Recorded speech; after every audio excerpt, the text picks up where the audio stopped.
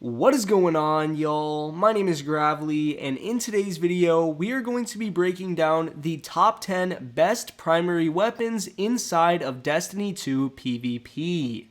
Now, if you disagree with anything on this list at any point during this video, please let me know in the comments below, as it is pretty interesting to see other people's perspectives.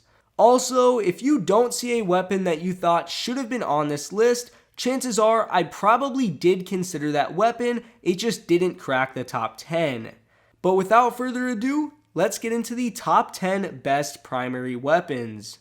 Starting off this list at the number 10 spot, I have the MIDA multi-tool. Now I know this pick may sound a little bit surprising to some of you guys, but honestly, the MIDA multi-tool has always kind of had a spot in the meta. I wouldn't exactly say it is meta, but it's never been a bad option. I mean, when you take a closer look at the MIDA multi-tool, you start to realize all of the little things that make it such a great weapon.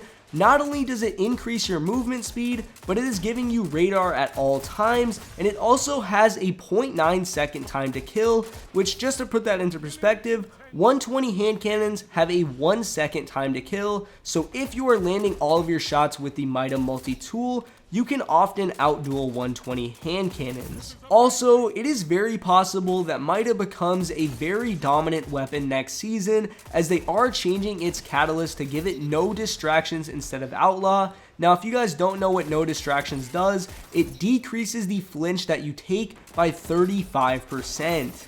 But anyways, let's move on to the next weapon.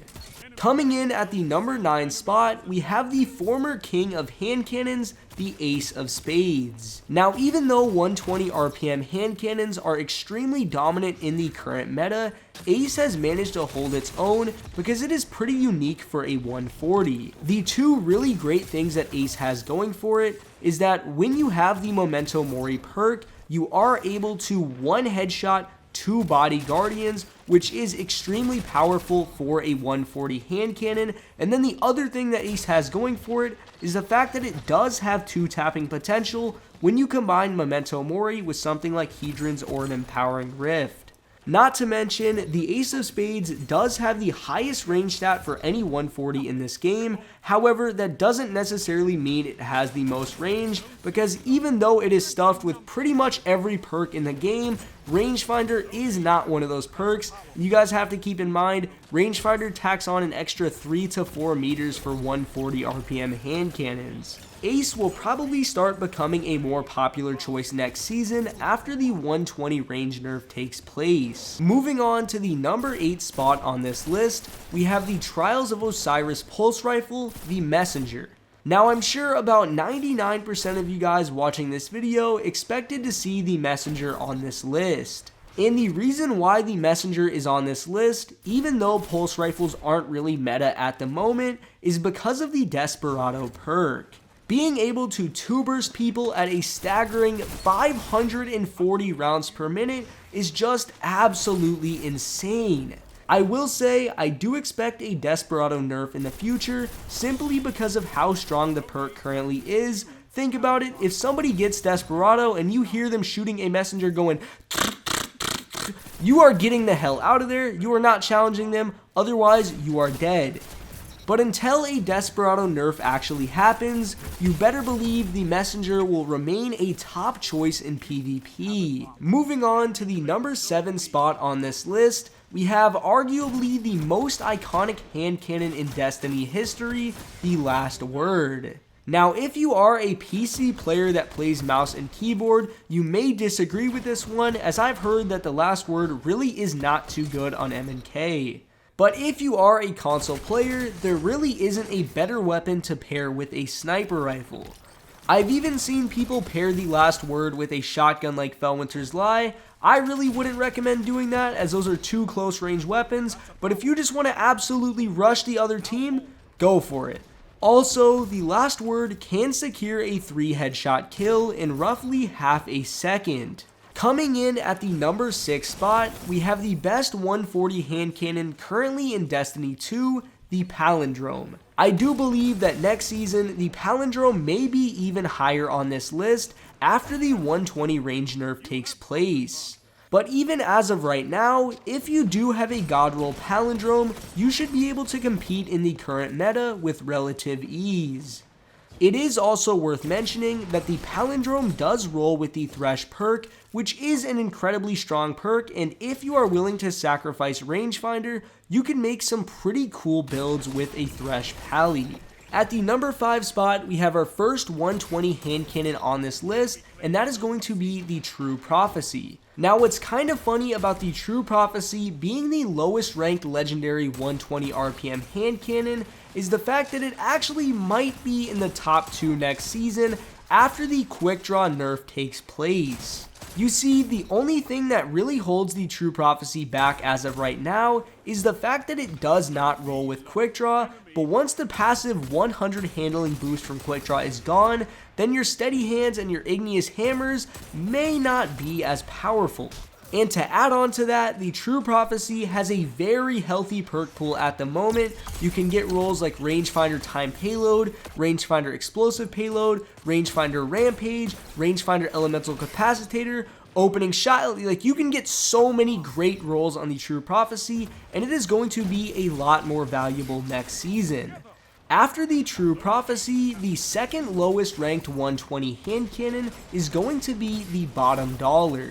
Now, ironically enough, even though I am ranking the Bottom Dollar over the True Prophecy, the Bottom Dollar does have a lower usage rate than the True Prophecy does. However, I feel like that is mostly because of the Igneous Hammer, not because of the Bottom Dollar. I don't know what Bungie was thinking when they added the Igneous and the Bottom Dollar at the same time, and just gave the Igneous better stats absolutely everywhere. But what's also kind of ironic is I feel like the Bottom Dollar is kind of in the same boat as the True Prophecy. It is going to be a top 2 120 hand cannon next season because it does roll with the Surplus perk, which no other 120 in the game can currently roll with, and Surplus is a pretty nasty perk, especially now that Quick Draw is being nerfed.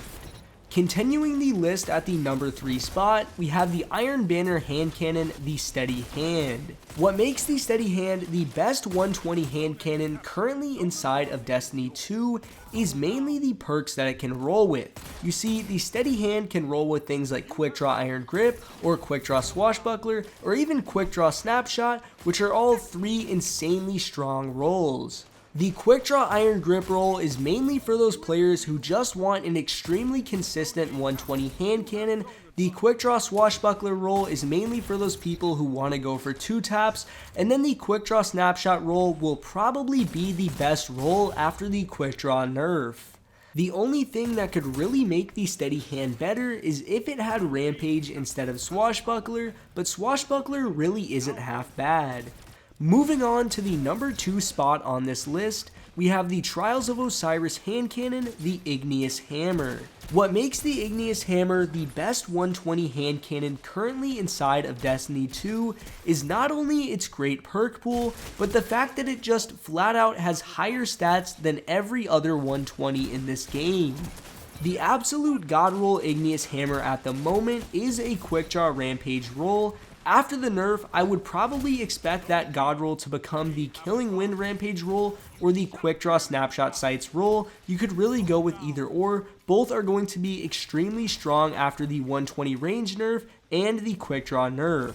I will say though, if you do have a god roll Bottom Dollar chilling in your vault, you may want to bring it out next season because the Surplus Rampage Bottom Dollar may be better than the Igneous Hammer. Finishing off this list at the number 1 spot, we have the Exotic Scout Rifle, the Dead Man's Tail.